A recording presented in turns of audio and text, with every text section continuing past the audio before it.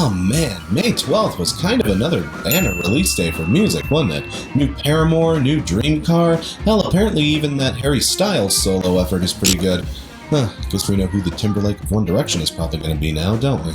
But given that I'm in a crunch for time at the moment, between working on this, working on a giant fuck-off mega review for the Switch on Gaming Crash, and finally getting the scripting of GER2 going, I only had time to pick one for this outset, and yes, given how enamored I was by Paramore's last album, I guess Dream Car will have to wait for a catch-up. Yeah, Paramore's previous album was a hot contender for my album of the year in 2013. God damn, really? Wow, we are getting seriously close to our 5-year anniversary. While some lamented the shift to a more poppy direction, I figured after the departure of the Farrow brothers, this was pretty much inevitable. Plus, as people started to trim their fringes and emo passed on, this band was going to have to move on in some direction, and the self-titled gave us reassurance that they were stronger than the fads that they were conceived in. But after bassist Jeremy Davis left the group in 2015, and proceeded to sue the band no less, I wasn't sure we were even going to get any more Paramore. I just kind of figured Haley would drop the name altogether and pull a Gwen Stefani on us. But to our surprise, not only did Paramore live to see another neon hair-colored day, but original drummer Zach Farrow actually ended up rejoining the band. Which is a little odd. I mean, I don't know if you guys remember the whole Farrow-Paramore split, but yeah, it wasn't pretty. How does this new release from the kinda half reunited but not really version of Paramore stack up? Well, pretty damn well.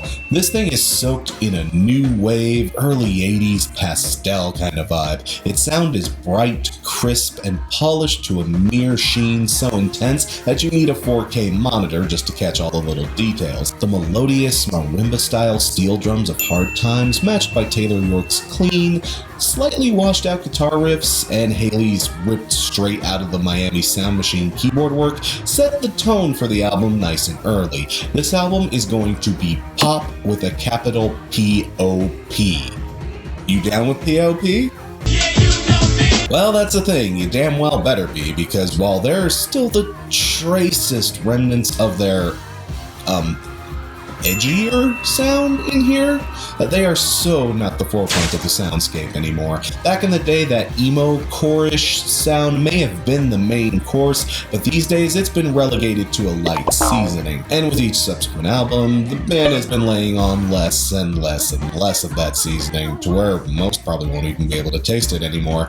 The guitars rarely crunch. Farrow's drums, while punchy and vibrant, don't exactly have a use for the double bass pedal or anything, and even Haley is a bit less bombast and wall collapsing with her vocals this time out, and I can understand how that might cause issues, but really I don't think it's gonna be a bugbear for most of you. Like I mentioned up top, the emo tide has long since drawn in, and in order to survive, this group had to move on in some direction, and After Laughter proves that this band knew exactly how to mature alongside their audience. The Michael Jackson vibe of forgiveness, the steadily rising groove of Fake Happy, the gorgeously pretty and mellow 26, and the almost funky Caught in the Middle really showcase the multifaceted talents this group possesses. The self-titled may have shown us that they were handy at pop, but this record illustrates that they have more than just sugar and sunshine under their belt.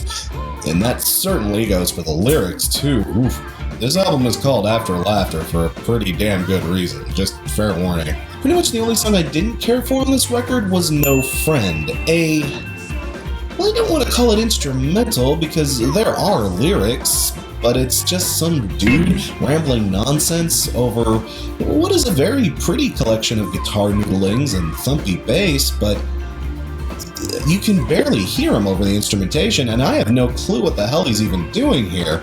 It feels really out of place on a Paramore album. Fuck, this nonsense almost sounds like it's straight out of Me Without You. Oh, you son of a bitch! Look, Aaron Weiss may be a nice guy and all, but he can't sing for shit and his lyrics are more pretentious than tiny furniture with Prometheus's dick in its mouth. But nitpicks aside, this album is another terrific triumph from Paramore, and unless you just can't stand the poppier shit, or are literally married to All We Know Is Falling, then yeah, give this one a spin, it's delightful.